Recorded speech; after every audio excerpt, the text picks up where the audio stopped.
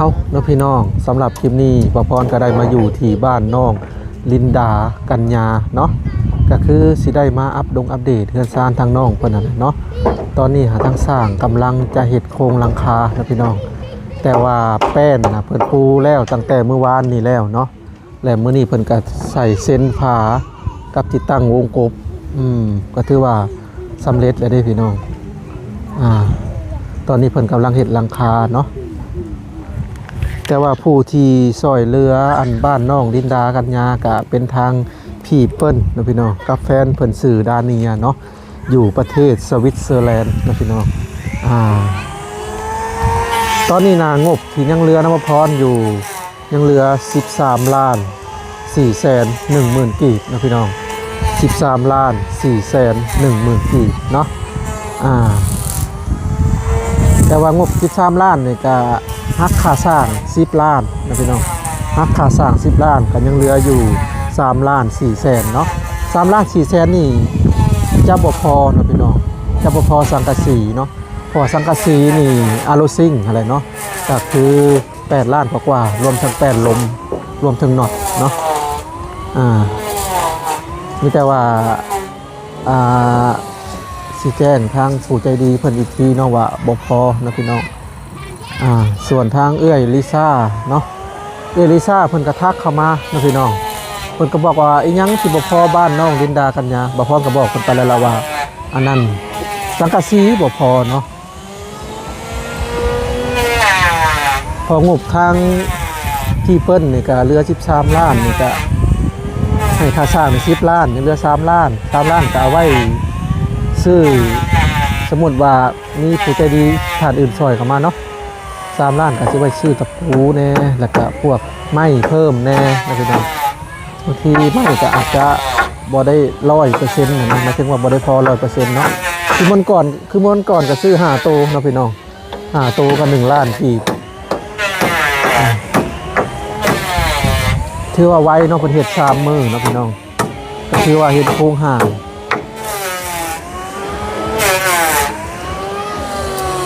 ถือว่าไว้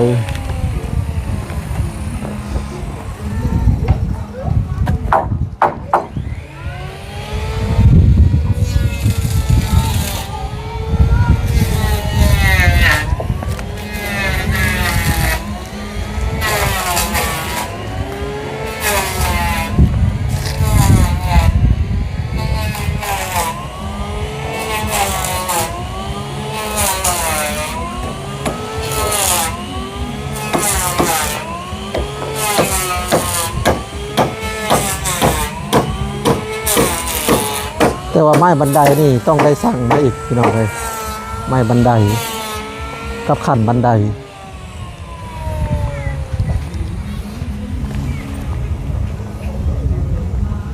ติดตั้งวงกบเรียบร้อยละ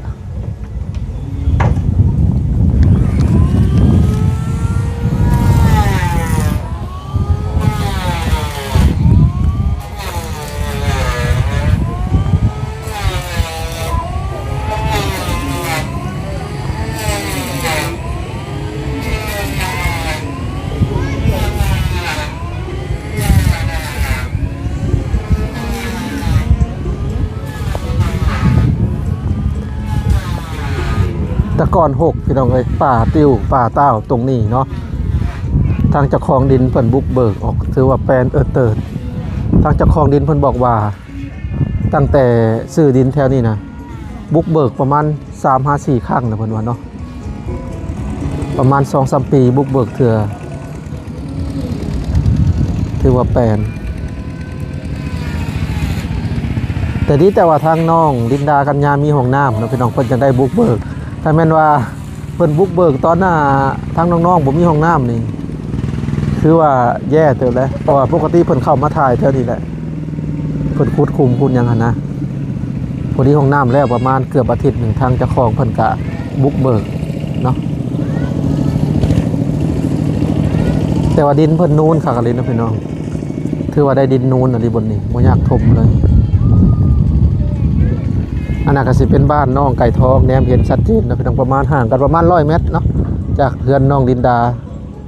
แนมเห็นกันชัดเจนทางสร้างเพิ่นกำลังเก็บรายละเอียดอยู่พี่น้องเอ้ย เดี๋ยวคลิปหน้าบ่พรจะไปอัปเดต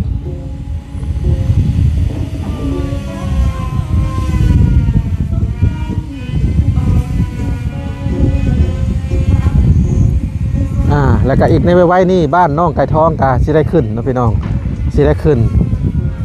ทางสร้างเพิ่นบอกว่าเพิ่นว่าสิเร่งให้แล้วมื้อนี้เนาะก็สิได้ขึ้นในไว้นี่นะพี่น้องส่วนงบเนาะส่วนงบที่ยังเหลือ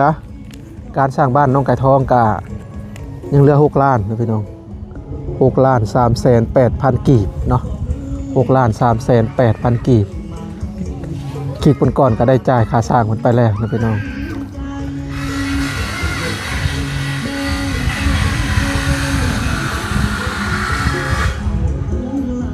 ถือว่างามในบ้านน้องไก่ทองครับมื้อนี้อากาศถือว่าดีนะพี่น้องลมบ่แห้งปานใด2 วันที่ผ่านมาโอ้ลมแห้งแล้วก็ครึ้มแล้วก็หนาวเนาะมื้อนี้ถือว่าอากาศดีลมนี่เป็นอีหยังที่ ขี้ฝุ่นตลบพี่น้องกุ้มแต่ว่าเฮือนน้องลินดากัญญานี่ก็บ่พอแต่สังกะสีเนาะพี่น้องหัวงบตอนนี้ยังเหลืออยู่13 ล้านจะหมุนสิซื้อสังกะสีก่อนกะค่าสร้างก็สิบ่พอเนาะ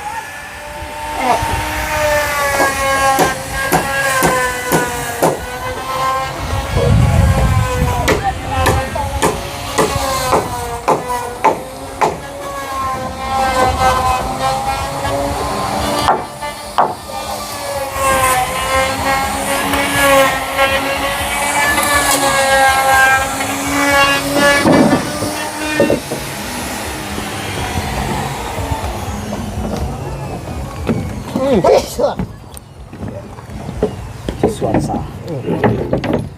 สบายดีสร้างมืออื่นได้แอมบ่เคยอ่านนั่นดิเอายังไม่บอกหมดต่อ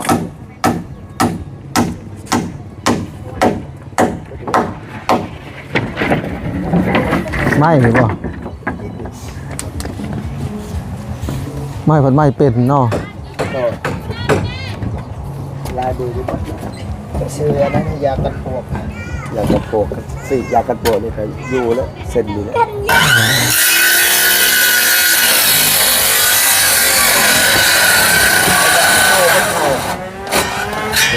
เอาเส้นได้นะบ่อันตัวสีดนะบ่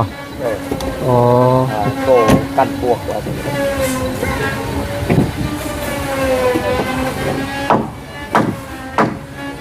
สีดเนาะ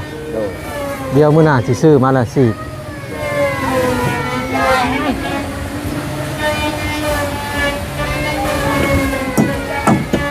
เราอยากจะเลิกทำเลยสบายดีกันยา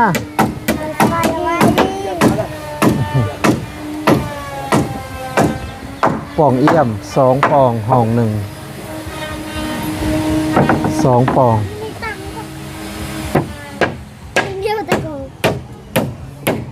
โอ้คนแอมแล้วบ่นี่โอ้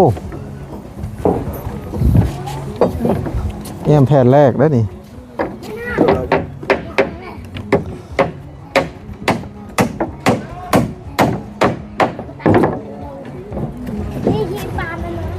ถ้าไม่ได้ทาสีนี่งามเลยพี่น้องเลย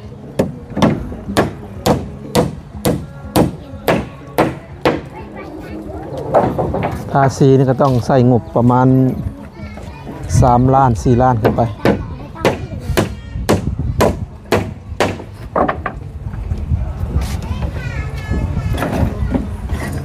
ตาดงกีได้เป็นนักนอ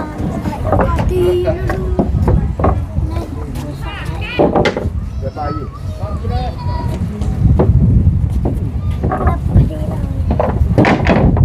6x7ขนาดเรือนถือว่ากำลังดีถ้า5x6แล้วห้องจะแคบไปหน่อยนึงได้เลย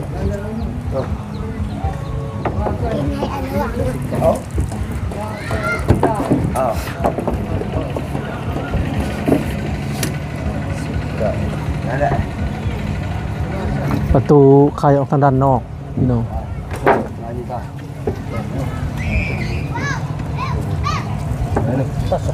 แต่ว่าเรื่องประตูพี่น้องเอ้ยเรื่องประตูนี่ ไปดองเถิดดองเถิดเราจะ ถ้าว่าเรื่องจะให้งามแบบหมายถึงว่าแนมมันอะไรงามมันนะงามนี่คือประตูนี่อยู่ตรงกลางห้องเนาะอันนี้จากที่พอแนมมาเนาะถ้าว่าเอาประตูอีกันแล้วคือแบบก็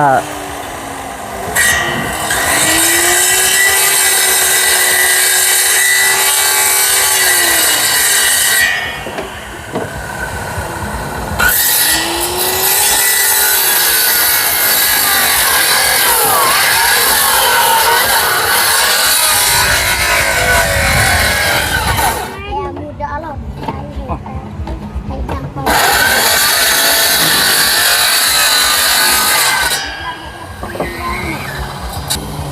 ถ้าว่าเอาประตูอีกันแนมแต่ไกลมันก็งามเป็นคนละแบบ แต่มันสิได้เวลาเข้าห้องเนาะเข้าห้องจะบ่ได้ต่ำบ่นอนเลยก็ดีเป็นคนละมุมเนาะเพื่อนดีเป็นคนละมุม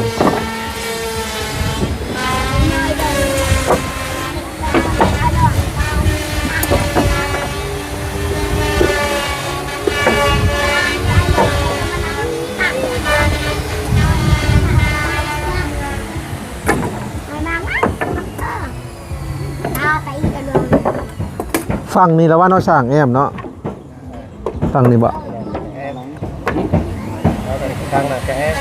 แอมเป็นสองทางนั้นก็แอมเป็นบ่ รวดเลยตรงนี้แอม อ๋อทางนี้แอม คือเพื่อนมานำได้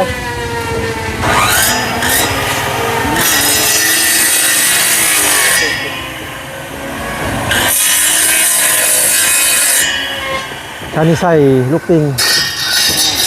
บันไดตรงนี้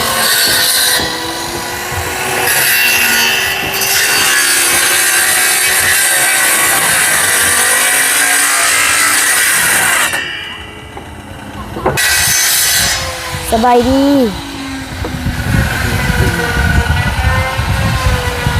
เป็นได้นิดดากินแล้ว ใจ กินแหละ ได้เมนูยังกิน แกงป่าจะซาอะไรกินจะสเก็ต เป็นได้งามบ่เลย โดยงาม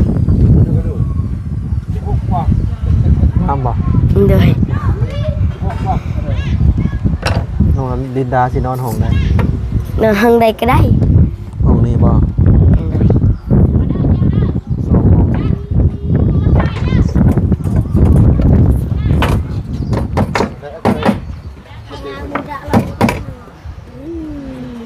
ฮะ มื้อนี้บ่ได้เรียนหนังสือบ่ วันเสาร์บริเฮียน เพราะว่าเสาร์วันหยุด โดยวันเสาร์กับวันอาทิตย์หยุด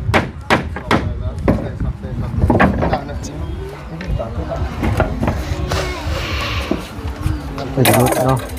โดย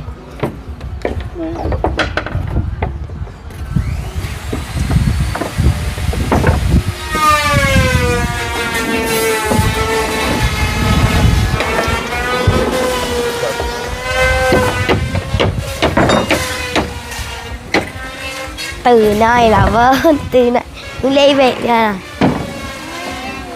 ตื่นเลยบนมุกอะไรมั้ยตื่นน้อยก่อนตื่นเลยไป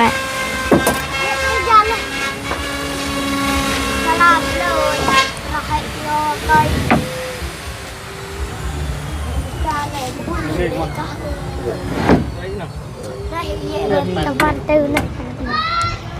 รวดรวด ก็แสดงมาพูดที่คือว่า เกิดพี่น้อง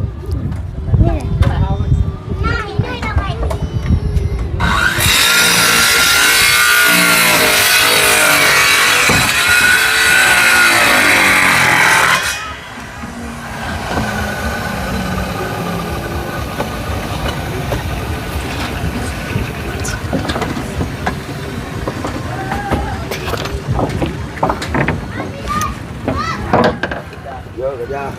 กันยาก มันจะไม่มุดเล็บกัน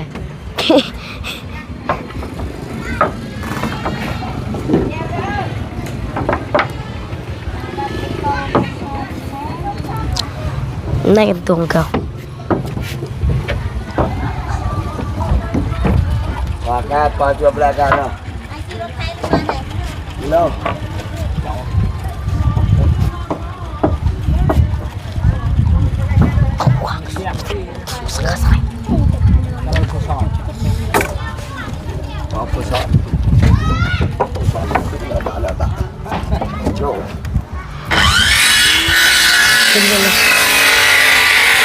Tinggi kandung lah. Tinggi kalah.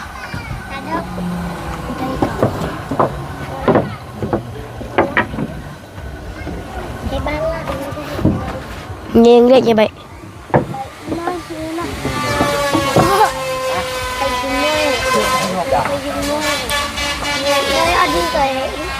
Nhà lưng lẹ tới nào. Cái là coi chi đây. Cái gì bậy mà hoaกันยา Bậy nó cũng khai. Ba bị chuyên kịp rồi. Da cái tạ này. Cái thế mà tôi khổ. Phải với tôi à. Dừng đi như vậy, dừng đi như vậy. Đã cho coi vậy. Ăn được rồi. Ăn được là tao. Chứ.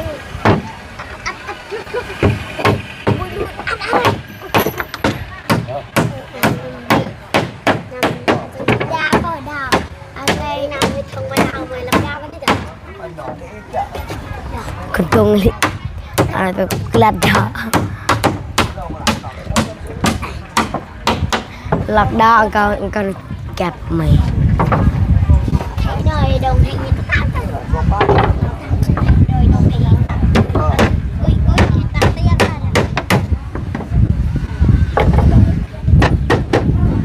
Đồng hành kẹt này. giờ ba là tao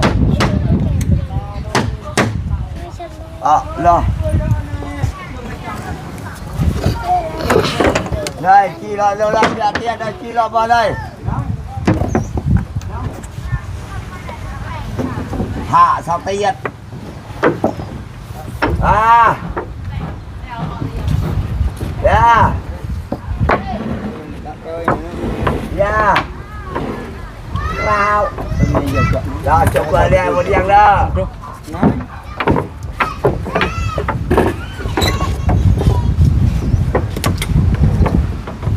quay lại tại anh chị nói đã bơ một tát tiếp rồi tại Nó tệ. coi tạo nhạc mụ chết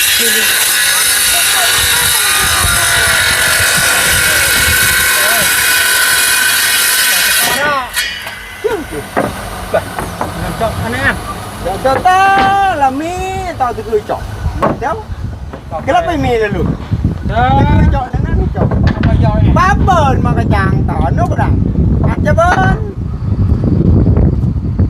bỏ chơi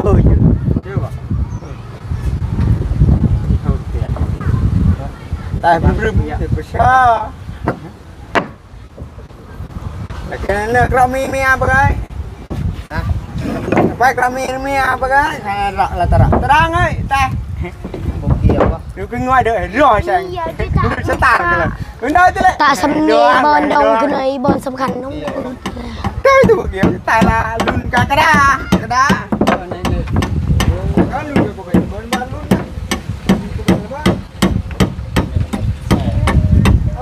dia seperti yang ngepek banget